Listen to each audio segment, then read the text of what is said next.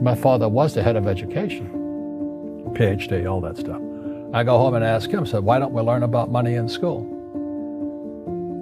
And he looked at me and says, because the government doesn't let us teach that subject. The government tells us what we can teach and what we can't teach. And I thought that was strange. And I said, but aren't we going to school to learn about money? He says, no, your job is to get a job.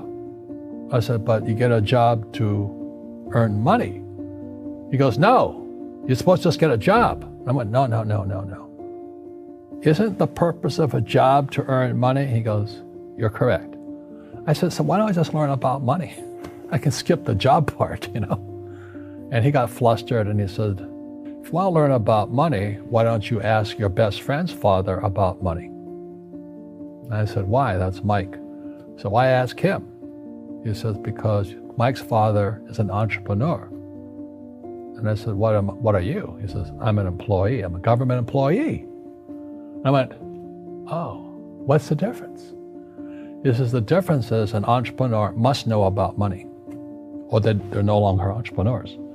And he says an employee doesn't have to know anything about money, because the government will take care of them, the company will take care of them. So I'm all confused. But I took my dad's advice and I trundled over to Mike's father's office and knocked on his door and I said, hey, I'm here, 9 years old. Teach me about money. He says, beat it, kid, you know. But that's where the story of Rich Dad, Poor Dad started. And finally, through persistence, my rich dad started teaching me about money on one condition. And that condition was he would never pay me. He says, the moment I pay you, you think like an employee. He says, that's the trap. Entrepreneurs work for free. And now I'm 9 years old, my head's going cracking in half. He says, you never want a paycheck. You understand that, kid? I said, okay, I got it. And he says, well, how do I make money? He says, that's what entrepreneurs figure out. It's like, so how do I learn about money? So he would just break out a Monopoly game board. So I would work for free. I'd pick up cigarette butts, and he had hotels and restaurants, and I would clean and do menial tasks. And as I got older, I started getting into office work and marketing and accounting, and I was an apprentice basically, but I always worked for free. And he would teach me about money, but the way he taught me about money was playing Monopoly. And finally one day I got upset. I said, well, when are you going to teach me about money? He says, what do you think we're doing? We're playing Monopoly. He goes, no. What do you think we're doing? We're playing Monopoly. He says, what do you think we're doing? So I don't know. I'm teaching you about money. And then that's when, you have one greenhouse. He says, there's many formulas for great success in money. There's thousands of them, but one of the best ones is found on the game of Monopoly. It still is today. 4 greenhouses, 1 red hotel. I said, what? He says, one of the greatest ways to acquire great wealth is playing Monopoly in real life. 4 greenhouses, 1 red hotel. But is that all there is? He goes, that's it. And he says, what do you think I'm doing? And I went, I don't know. So then he took me out and he showed me his greenhouses. And 10 years later, when I was 19, I was now in school in New York, and I come back to Hawaii, and Rich Dad had bought the biggest piece of land smack dab in the middle of Waikiki Beach. And when you go to Waikiki Beach today, you'll see the Hyatt Regency Hotel. That was his hotel. Just like the game of Monopoly. Just like the game of Monopoly. Acquired assets and they became bigger assets. He just kept what's called an assemblage, because that property wasn't that big at the time, so he had to buy out all the small guys. Because Waikiki was a little dirtwater little town. So he'd buy out this shop owner, buy that shop owner. And it took him a while, but he finally assembled this large piece of property. And then he and Hyatt put up this giant hotel.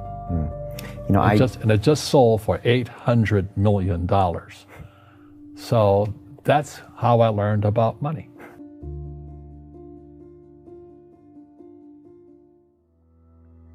I've had financial crashes. I've had people stab me in the back, but they're all good because I grow from it. That's spirituality. Right. People who are afraid of making mistakes, like they teach in school, they don't ever grow.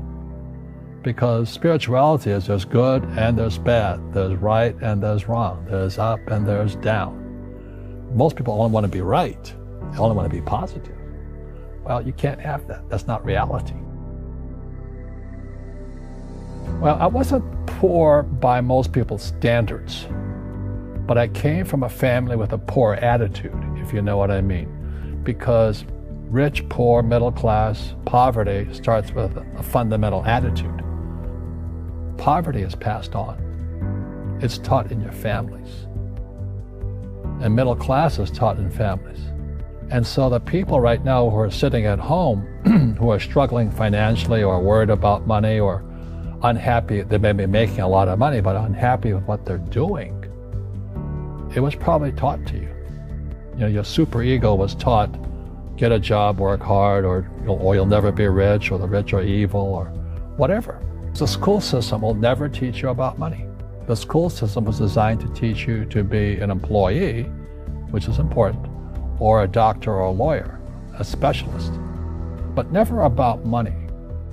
And what most people lack is real business knowledge, like accounting, you know, like debt, like taxes. You got to know that stuff, but they don't teach it in school to anybody. So, and then when people ask me, how did your rich dad learn this when your poor dad, a PhD, didn't? And the answer is very simply, my rich dad, who's my best friend's father, his father died when he was 13. So his rich dad had this family business at 13 to run. So he had to drop out of school, which was his blessing. You know, there's blessings, and you know, sometimes a blessing doesn't look like a blessing, but it turned out to be a blessing. And then his teachers became his bookkeeper, his accountant, his attorney, his banker, his real estate agents. So he has what I call real teachers, not these fake teachers in school. You see, most teachers in school, they're out of ethics. They teach subjects they themselves don't practice.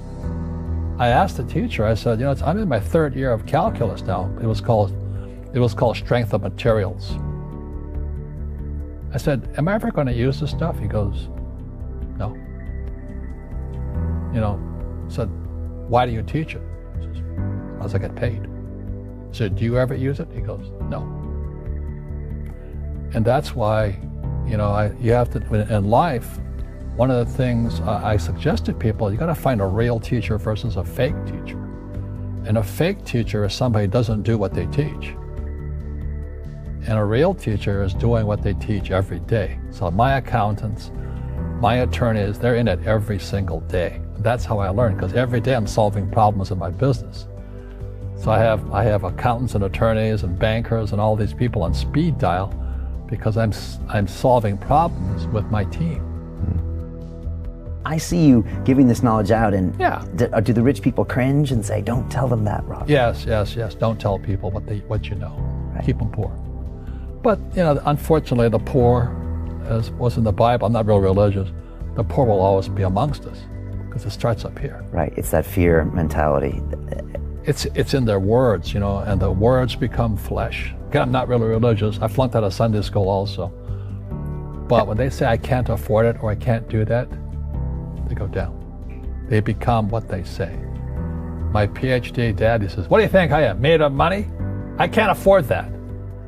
And my rich dad would say, that's why he's poor. Poor people say, I can't afford it, I can't do that, I don't have time. Because it's an escape. It's an escape, you know what I mean? It's easy to say, I can't afford it. And your rich dad used to say what instead of, I can't afford it? How can I afford it? How can I do that?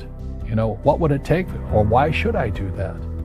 He says that a question opens the mind, a statement closes the mind. See, when you say, I can't afford it, your mind shuts down, and you become what you say. Rugby is a team sport, but so is soccer. The rules are different. And other people are golfers. They play by themselves. And so everybody's different. So my game financially is business, number one. Second is real estate. So what I say to young people is, you find your game.